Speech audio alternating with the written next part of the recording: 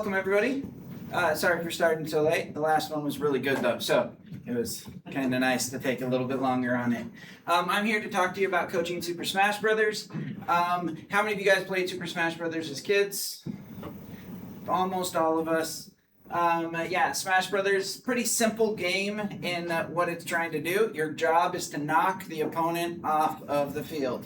Whether they fall, whether they get knocked into the sky, or doesn't happen in competitive, but you could also knock them into lava if they've got over 100. But your whole goal is to help them just knock them over. And as a result, I didn't want to spend too much time focusing on like what the whole point of the game is or anything like that, but to spend a lot more time thinking about how we can help our players to improve themselves. And so that's the whole goal of this presentation. Super Smash Brothers Ultimate is a pretty awesome game. Let's see if this works. Yeah, all right. So Super Smash Brothers Ultimate at Central High School, I had 4 players in 2025, 2026, because we only have 4 switches. And the last 2 years, Vince was the state champion. He has played extremely well. His main is Hero, and he's just an excellent player. Now, I do want to say something. I did this in Canva because my son encouraged me to start using it. And everything on here is supposed to be moving and doing cool stuff. But because I had to transfer it out of my iPad here to something else, it's not moving. So they're a lot less exciting than I was hoping they would be. But my student Vince won the state championship both years. This year's state competition, and it was really exciting. Last year we only took 7 students. This week we were able to take 15 to the state championship, and it was really cool to see Vince win. It's his senior year, so he's graduating and going on to the School of Mines over in Rapid City. But I still get to see him a lot because he works at our Sam's Club. There are 4 main things I want to talk to you guys about how to develop in coaching, and all of those involve teaching the students how to improve themselves. And one of the biggest things that I want to encourage you to do is to get the students to take notes. What am I doing well? What am I doing wrong? How can I improve? Oh, I'm trying to develop on improving this move. Hit just a little bit further away, or hit in a certain way so that I can actually knock them out. Or practice my short hopping. Have them take notes on their progress. That is extremely important in their success. So we're going to go through 4 main things. The student main improvement. How do they improve their main? Counters and matchups that all mains have to go through and everything like that. Then we're going to talk about what to do during practices, and then what to do during matches. What to do during matches is very much the same as the last presentation. If for those of you that were here for it, it's very much the same. Okay, what'd you do well? What'd you do wrong? What can you improve? Things like that. How do you get out of the I failed or I just won kind of headspace? So there are several things that you can focus on with your main. You want to have a student learn how to perfect moves and strategies. Okay, I have Hero. I'm looking for the proper spell to be able to cast. So how can I be moving around and making sure I'm dealing damage while avoiding it, while I'm waiting for that proper spell to occur, proper spell to actually happen. Every main has their own strengths and weaknesses. If you have Pikachu's a pretty light character, so easy to knock off. How does Pikachu avoid that damage? If your main is Bowser, then how do you take that space and control that space really well? For every single main, it's going to be a different thing based on their own strengths and weaknesses. And it turns out most players pick their mains based on those strengths and weaknesses. As much as I want to say a lot of people pick their favorite characters, it's in competitive sports, that's not true. If we picked our favorite characters, I would not be playing as Link anymore. But things to work on. By the way, I played Super Smash Brothers competitively up until about 2014. I started hitting my 30s, and I started getting older, and my reaction times got slower and everything. Actually, it was 2016 is whenever I stopped, because 2014 is whenever Super Smash Brothers 4 came out, and played that a lot. And then I just started realizing I'm not as good as I used to be. Plus, in Super Smash Brothers 4, you could strengthen moves in order to beat the game, and that just completely destroyed my game because I ended up putting all this stuff so I could get every trophy. I'm glad you don't have to trophy hunt anymore. But I got so used to just smashing, I forgot to turn it off. Anyways, players need to know these main things. They need to know what their strengths and weaknesses are. They need to know how to perfect their moves and strategies. They don't need to know and do everything perfectly every time. What they need to do is to know how to. They want to learn how to start improving. And in doing that, there are 4 main things for the main that they want to work on. So this is a thing within the main. The first one is to improve attack frames. Second one is to improve hitboxes. Third one is to learn how to deal with zoning. One of the biggest issues that a lot of students or players tend to face is they have a character that's good at zoning, but they want to play him close up, and they just don't know how. Or they have a character that plays really well close up, but they don't know how to deal with characters that are zoning. And we'll talk about that a little bit. And then short hopping is a huge thing. It's one of the things that a lot of people don't remember how to do or don't think about how to do. And so students need to be taught it, and they need to practice it a lot. Short hopping is the biggest strategy in order for you to be successful in any main character that you use, any main that you use. All right, so attack frames.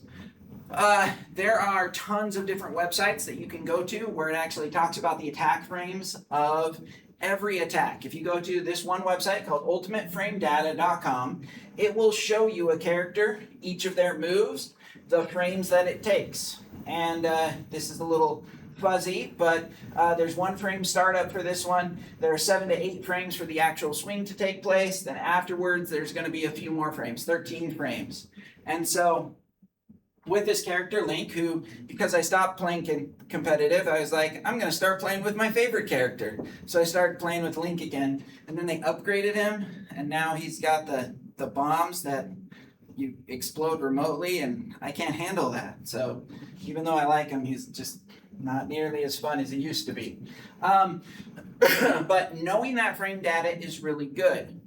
As I was talking with Vince during the last school year, one of the things he constantly spoke about whenever he won a match or whenever he almost won one of the rounds in a match and he just barely lost, he was like, I was thinking it was 8 attack frames, it was only 7. I wasn't paying enough attention. And he was very, very well cued in to exactly what his attack frames were, and he practiced it constantly. Knowing what the frame data is good, but the more important thing, and the way that you kind of develop an understanding this frame data, is actually by spending time on hitboxes. Knowing where your strikes are going to hit and whether they will hit well or not. There are some characters where, depending on where you strike from, it actually does more damage. So if somebody uses Marth as a main or faces against Marth, the end of Marth's sword is the most damaging. But if you use Marth's clone, which is Lucina, it's the center of her sword that's the most damaging. And so in any attack that you're doing, you want to know those hitboxes. But as you develop in those hitboxes, you'll also start to develop in understanding those frames. Now, another big part about the frames is oftentimes during attacks, during certain frames, you will gain either super armor or you will be invincible. You won't actually get hurt from another attack, or you'll be able to protect yourself. Link has a really useful skill like that, in that if Link is not doing anything, his shield is just up, and any projectile will just hit his shield and not hurt him at all. It's not an invincible frame or anything, it's just during his regular play. So that's a really useful thing to know for Link. You're like, oh, guy's shooting a projectile at me. Let me stop trying to move and just stand right there and it'll block it.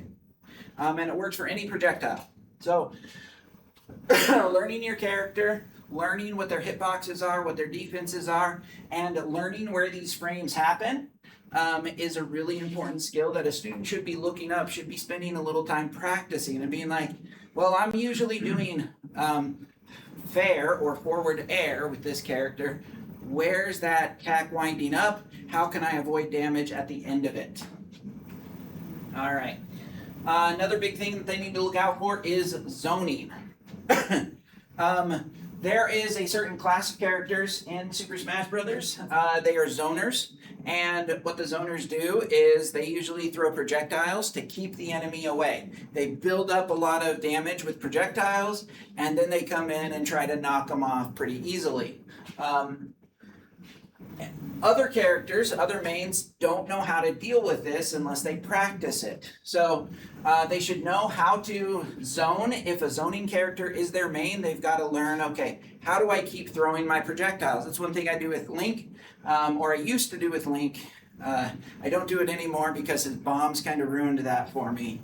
So with Link, I would throw his boomerang, and it would usually go past the opponent. It wasn't meant for the opponent to actually hit, but while the opponent was dodging the boomerang, I would shoot a bow and arrow at them. And so they would get hit by the bow and arrow, but then the boomerang would come back in the same time frame. And so they would get hit by the bow and arrow, then get hit by the boomerang. And while both of those were going on, I would pull out a bomb and throw it at them. And so those three together would actually do pretty well at taking the enemy down and at adding, 28% to their health percentage. So they're easier to knock out. If I do that 3 times with most characters, they're ready to be knocked out of the rink. So as Link is a zoner, I knew how to use him to be able to take advantage of other characters. Now Link isn't that high, rated that high on competitive Super Smash Brothers, but it's just a strategy that you can use with him. So if you're not a zoner, how do you deal with that? How do you deal with zoning by the opponent? How do you deal with a Pikachu on the other side that keeps on shooting lightning bolts? How do you deal with Ness, who has that self-controlled one? You want the student to think about ways to deal with that. All right. Oh, if it's Ness, I want to go underneath something because his projectiles will hit. If they hit land at all, you go underneath on the battlefield stages and they won't be able to hit you. So you learn how to deal with zoning by your opponents, and for every single character, this is going to be a little different. Taller characters, it's a little harder to protect against zoning. Shorter ones, not so much. There's a YouTube video that was really helpful to my students last year. It's called The Class Analysis Zoner, and you can actually look and see how zoners work and how to deal with them.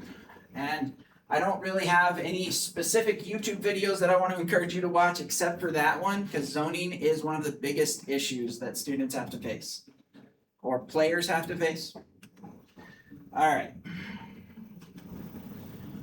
Then there's short hopping. By the way, there's a little guy right here with low health and an arrow that goes, and he's jumping. You guys all see that? Okay, that's why his health's kind of low. So that's short hopping. Short hopping is an advanced movement technique. It's pretty simple to do. What you need to do is tap the button for less than 3 frames. Most students use X or Y to jump, so you tap it for less than 3 frames. If they are using the up button on their stick to jump, tell them to stop. Get them to go into the controls and change it, because you can't control the frames if you're using the stick. Okay? So, did I go back? Oh yeah, short hop. Sorry, I pressed up twice. You can also press the X and Y buttons, which are both jump buttons, at the same time. You lightly press both of them and you'll be able to do a short hop. A short hop jumps slightly high, but not... if you play any Super Smash Brothers game, usually you can jump, pretty darn high for almost every character, except for Little Mac. But a short hop just jumps about the height of another, I want to say like Hero's head. It's a really short jump. It'll help you to jump over a lot of projectiles. It'll help the player to avoid a lot of issues. And it's really fast. So they do a short hop, and they can be moving around. And just thinking about other games, Overwatch and all that, there's a reason why the characters just keep jumping, because it's a little harder to hit them. And so in short hopping, you're doing the same thing, but in Super Smash Brothers. You're making it so your character's not jumping too high, so they're making themselves easy to hit in the air, but it allows you to avoid a lot of attacks. Students need to practice this. It will take usually about 3 or 4 days of them just practicing short hopping before they do it. And what I did with my students is they will practice short hopping with a training dummy, just in that training scene. They're going to practice hitting it a lot, and then they go into a competitive match. And then they got to practice short hopping, not to attack, but to avoid attacks by the enemy. Usually it was Vince or someone else. And so they would be attacking them, and your whole job is just to short hop to get out of the way, to develop that skill. As you're short hopping, one of the more advanced techniques that you can do in the middle of it is fast falling. That's where you press the down button on your D-pad or press down on the stick. You'll be able to fall even faster. If you press up on the stick or something like that, you'll be able to fall a little slower. And so what you can do is vary your air and your ground timing so that the enemy cannot predict where you're going to be. Because a lot of Super Smash Brothers and a lot of the ways that you're able to punish your opponent is by knowing where they're going to land. And so short hopping is a great way to avoid other people knowing where you're going to land. There's another big thing to think about, counters and matchups. So a big part of this is to think, what are your main's biggest or best matchups?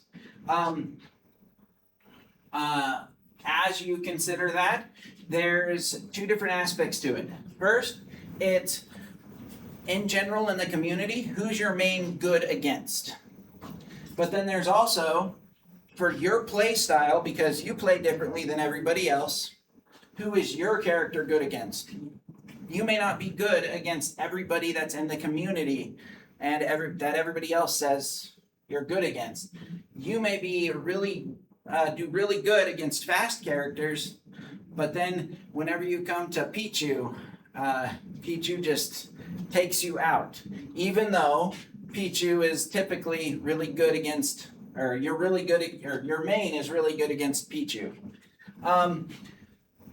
Another thing to think about is, what is your matchup really bad against? What are those hard counters in your matchup? What things will counter you very, very well? It's kind of the opposite of your best matchups. What play styles give your main a lot of trouble? We'll talk about those play styles in a second. And then as the students are thinking about this, they want to pick a secondary main that goes in response to this. Man, I just lost the 2 matches against you with this character because you're playing as this other one. I'm going to switch to, or not 2 matches, but the 2 rounds against somebody else. So I'm going to switch to this other character. That works out a little bit better. So, best matchups and hard counters. If there is a 0.6 or greater win ratio, that means that you have a good matchup. If in the community, 60% of the times your character wins against this other character, it's a good matchup. This is a community matchup chart. These usually show up, and you can pull one up for every single character. And this one is specifically for Banjo-Kazooie. As you look at this, one thing you'll notice is all the evens are exactly around the number 1.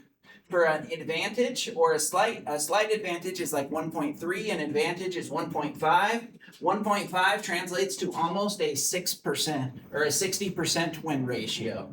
And then strong advantage, these are the ones that are greater than that. 75% of the time, you will win against characters like this. Not all the time, because there's not always the best, you have different play styles.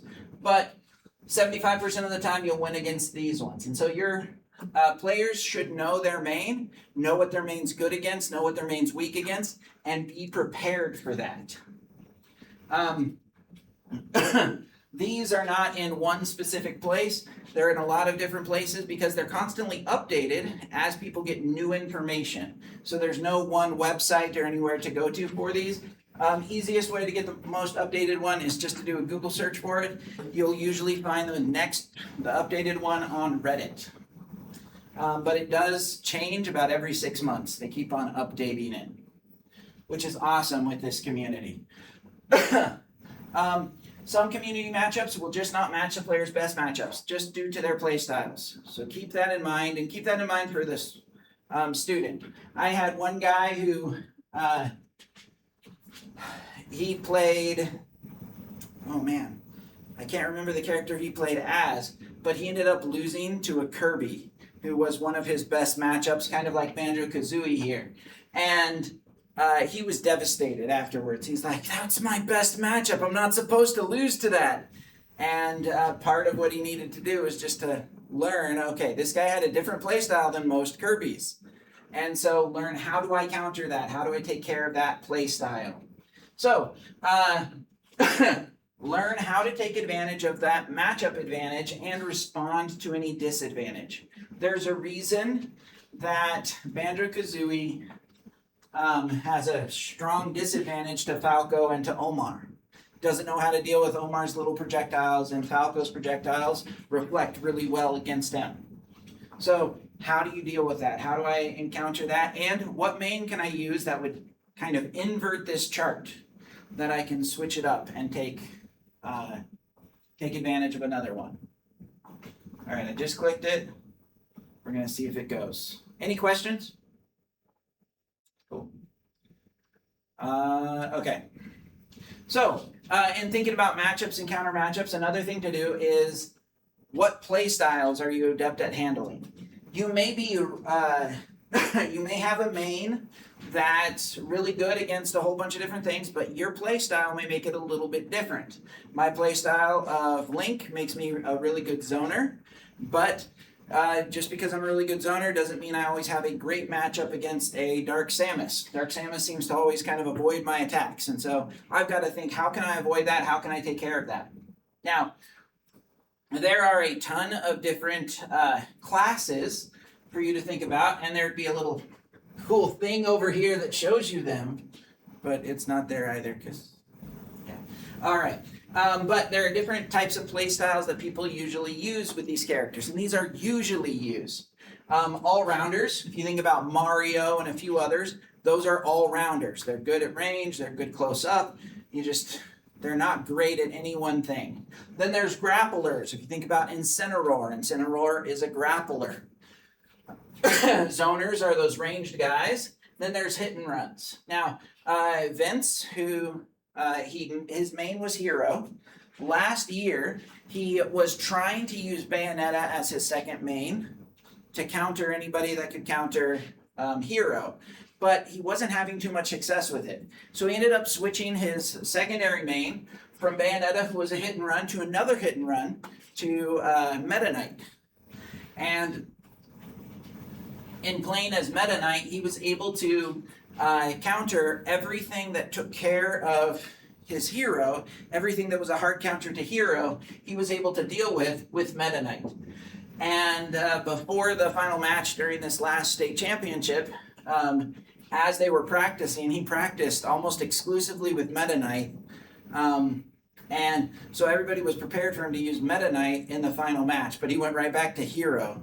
And so that was one of the ways that, that he was able to kind of shock them out of it and help them not be ready for his response. So that's one thing you can do, just psych out your opponents. Another one's called the rush down. That's where you just run up and start brawling. But these are all the different types of play styles you need to be ready for. One of the things that my students do is they, in a journal or something like that, and I usually don't give them a paper, because if anytime a student gets a paper, it feels like an assignment and they don't want to do it. So I'm like, just do this on your own. Write it down. Here's a blank sheet. Just write down something. All right, with an all-rounder, how am I going to try to counter him? Oh, I don't know yet. I'm going to leave that one blank. I'm going to go to a grappler. How do I deal with a grappler? Oh, as soon as somebody's coming to grapple, I'm going to do this move. With Link, I would grapple them right back because Link has an extended grapple, so it's always nice. And so as you're going through each of these, have the students start to think about how they're going to respond. And then as they're in the character select section, during matchups, during scrimmages, be like, oh, who is this type of playstyle you're going to be fighting against? Oh, that guy's usually a grappler. I'm going to take care of him by doing what I wrote down on my list, so that they have a strategy planned beforehand for each of these. Many playstyles are good against a few, but not against all of these strategies. Okay? Again, everybody can vary theirs a little bit.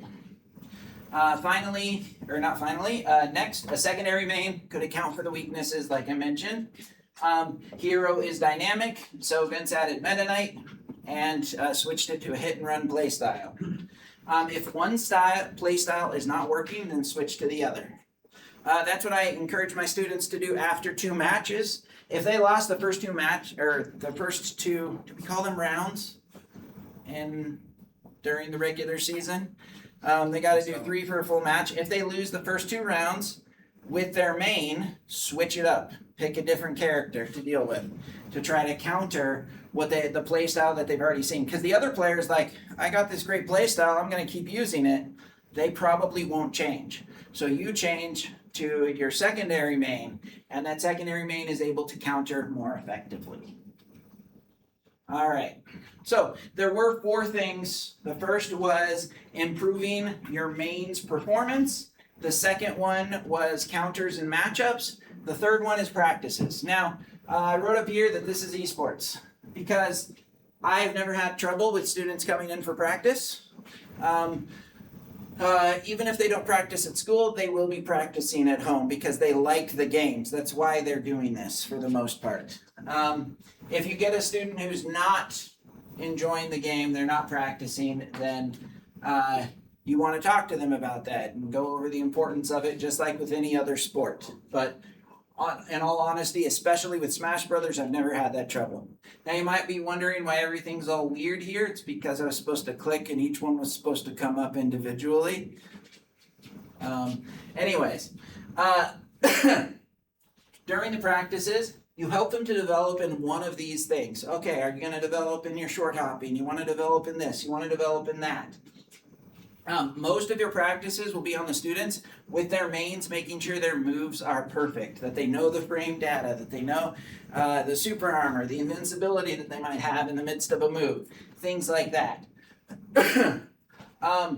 Hopefully you have players that can counter each other. This is one weakness that I had this last year. I had Vince as the lead, but due to us only being able to have a few Super Smash Brothers players, the one guy who has played with Vince since freshman year, he had to play just Mario Kart, and so he was leading Mario Kart as the team captain and everything like that, and Vince was doing this. And as a result, Vince didn't have somebody that he could really compete that well with. He spent most of his time teaching the newer students who had only been in there for 1 year or so.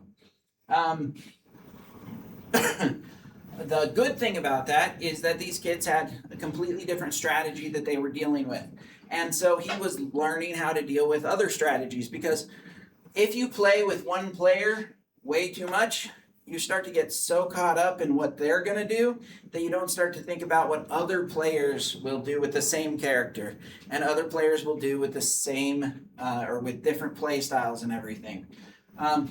My best friend and I, that's something that we ran into. He was always Ness and I was always Fox.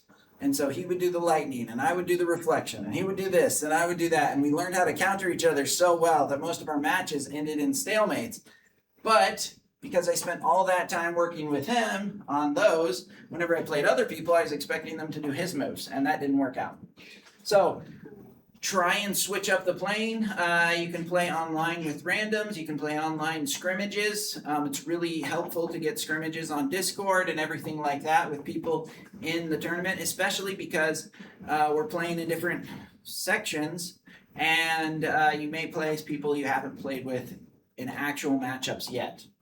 So one other important thing about this is improving in one thing can sometimes lead to a loss in another. This was definitely true with me as I had improved on my smashing potential in Super Smash Bros. 4 because I was trying to get through and get all the cool trophies and everything back then. I ended up losing out on my ability. I started only doing smash attacks and only doing one move in regular matches. And so that really hurt my potential to actually play more and to play effectively, because once you start just smashing every character and they die or get knocked out of the rink, why would you do anything else? And then you're like, that doesn't actually work on real players. It works on CPUs.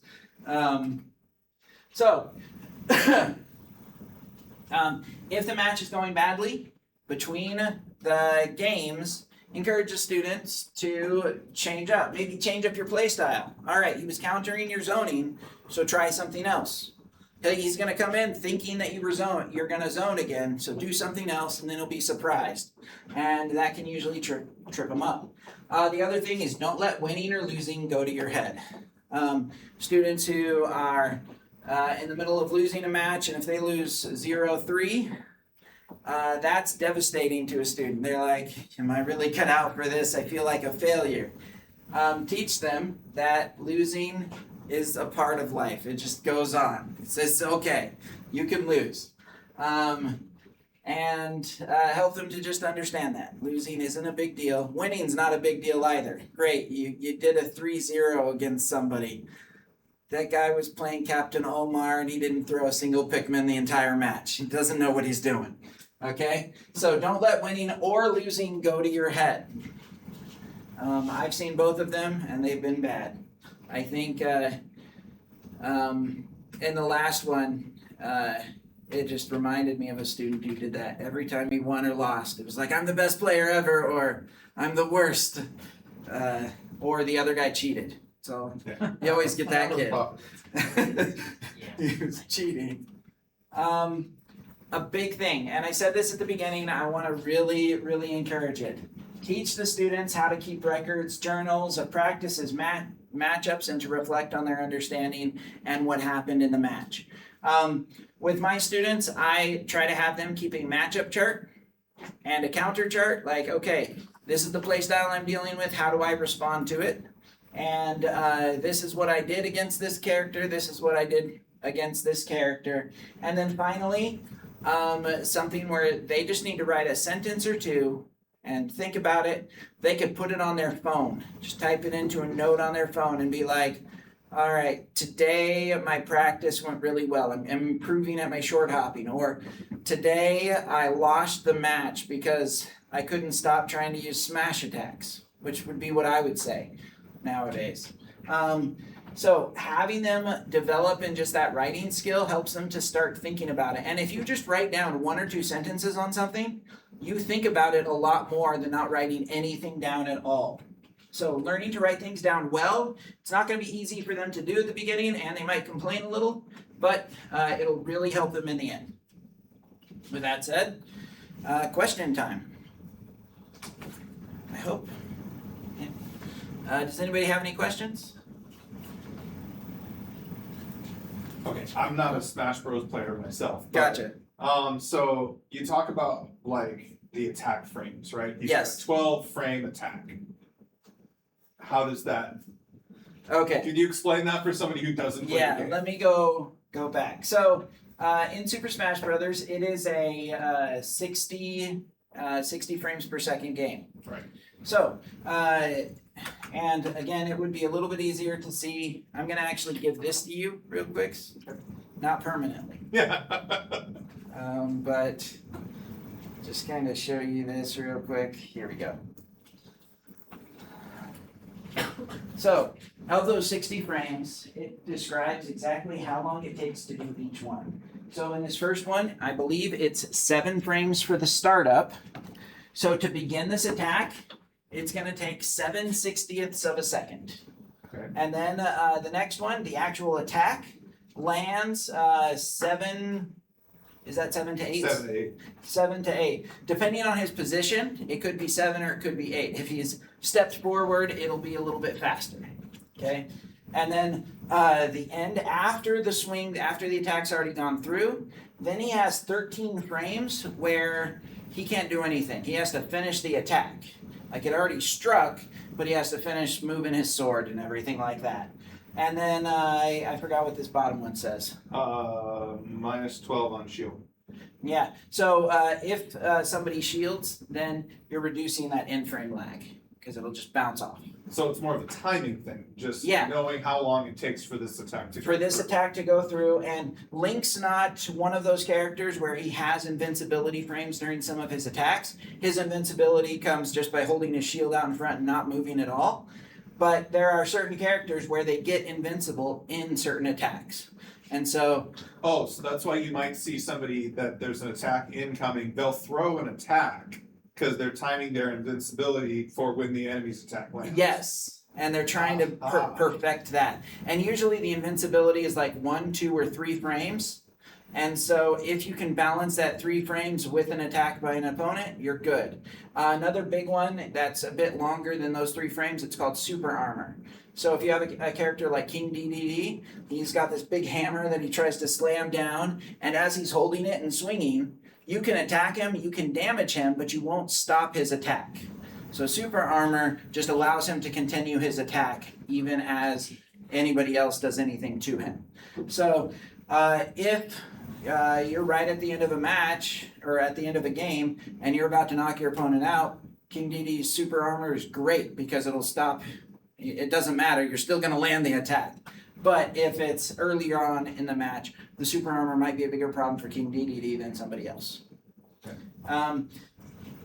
Yeah, so those frames, and there's data on every single move and the frames it takes for every single move, including like jumping. How many frames does it take to actually start the jump?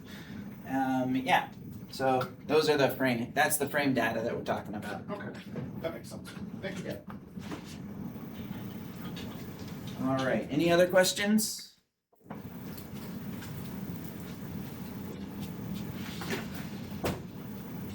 Okay. Super Smash Brothers is an awesome game. It's one of the easiest games for students to get into esports with. That and Mario Kart, because they just play it on the Nintendo rather than if they don't have a computer at home or anything like that, they're still able to play this. So encourage you guys to, build your kids up with it and help them to grow.